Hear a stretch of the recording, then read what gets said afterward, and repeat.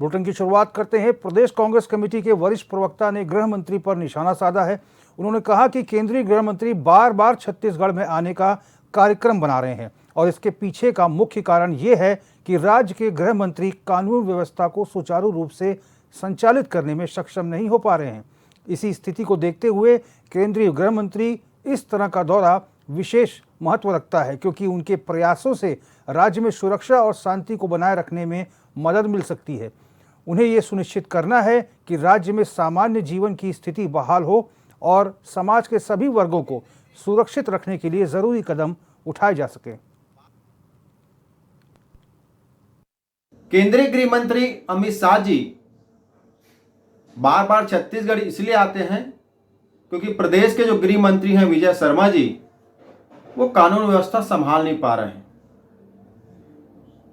जिस प्रकार से नक्सली वारदातें बढ़ी है, आपराधिक घटनाएं लगातार हो रही है, चाकूबाजी, गोलीबारी, लूट, हत्या, बलात्कार, गैंगरेप जैसे घटनाएं रोज हो रही है, रेत तस्करी, शराब तस्करी, गांजा तस्करी, ड्रग्स तस्करी की घटनाएं चरम सीमा पर है, जिसे विजय शर्मा जी नियंत्रित करने में असफल साबित हो गए। इसलिए गृह मंत्री जी आते हैं और कानून की समीक्षा करते हैं, लेकिन दोनों मिलकर भी प्रदेश से अपराध को खत्म नहीं कर पा रहे हैं, कानून को मजबूत नहीं कर पा रहे हैं। और यही मुख्य कारण है कि गृह मंत्री जी को बार बार छत्तीसगढ़ आना पड़ता है, लेकिन उनकी भी यात्रा से छत्तीसगढ़ को कोई लाभ नहीं।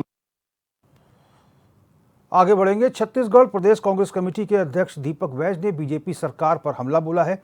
उन्होंने कहा कि बीजेपी सरकार के चरण पादुका योजना में चप्पल जूता वितरण करने का फैसला कमीशन खोरी के लिए है।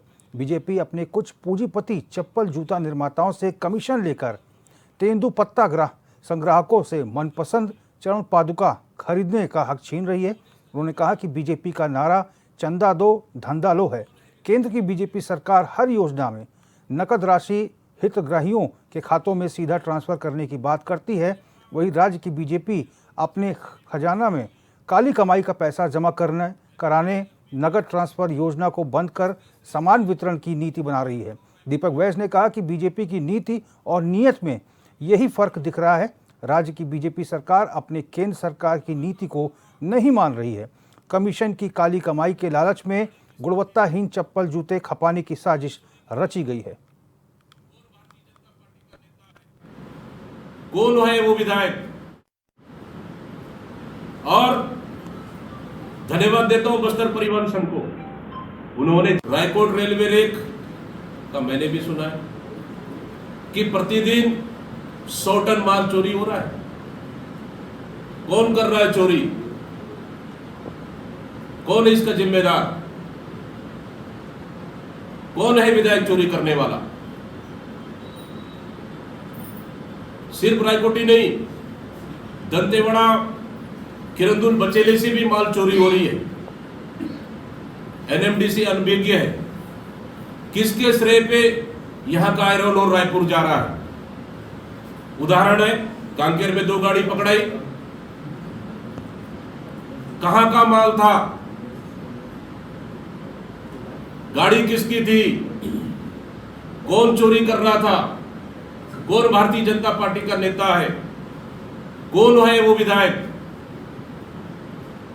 और धन्यवाद देता हूं बस्तर परिवहन संघ को, उन्होंने जैसे ही पता चला कि वो बस्तर परिवहन संघ का गाड़ी है, उन्होंने मेंबरशिप निरस्त कर दिया। मैं धन्यवाद देता हूं बस्तर परिवहन संघ। इसमें सरकार को जांच करनी चाहिए और मैं तो कहता हूं मुख्यमंत्री से लेकर पूरे विधायक और पूरी उनकी चौकड़ी ही पूरे खनिज संपदा को बस्तर से लेकर सरगुजा तक लूट रहे हैं। इसके लिए पूरे भारतीय जनता पार्टी की सरकार और उनके नेता जिम्मेदार है।